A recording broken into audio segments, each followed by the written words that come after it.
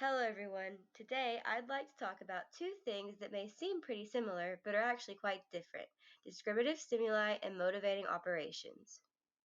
All of the information in this video comes from the Cooper, Heron, and Heward text, with the exception of the examples because those all came out of my head.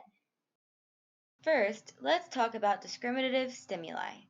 Discriminative stimuli, or SDs, are those that indicate that reinforcement is available. For example, I give Charlie a candy every time he compliments a peer in my presence. I like your shirt. However, when I'm not around, Charlie doesn't get candy for complimenting his peers. I like your shirt.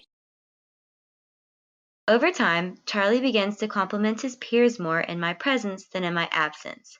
That makes me a discriminative stimulus. Now let's talk about motivating operations. Generally speaking, MOs are any antecedent condition that enhance the effectiveness of reinforcement. For example, I visit Charlie when it has been several hours since he's eaten. He compliments a peer, and I give him a candy. I like your shirt.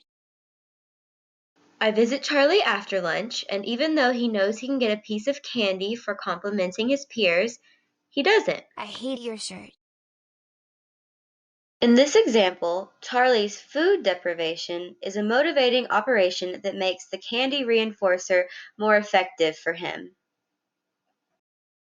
Our Cooper text actually more succinctly describes the difference between these two using differentials. So what varies? Discriminative stimuli are correlated with differential availability of reinforcement, so whether or not it's possible to be reinforced. Motivating operations are correlated with differential effectiveness of reinforcement. So, how much does the reinforcement work? If you're anything like me, you may be wondering if discriminative stimuli and motivating operations can be used in conjunction. And the answer is yes. Using the example with Charlie from before, we can see that there is both a discriminative stimulus as well as a motivating operation for reinforcement. Since the availability of reinforcement for complimenting varied based on whether Allison was present or absent, that makes her the discriminative stimulus in the example. Allison was there both before and after I ate lunch, but the candy reinforcer was only effective before lunch. Food deprivation was a motivating operation.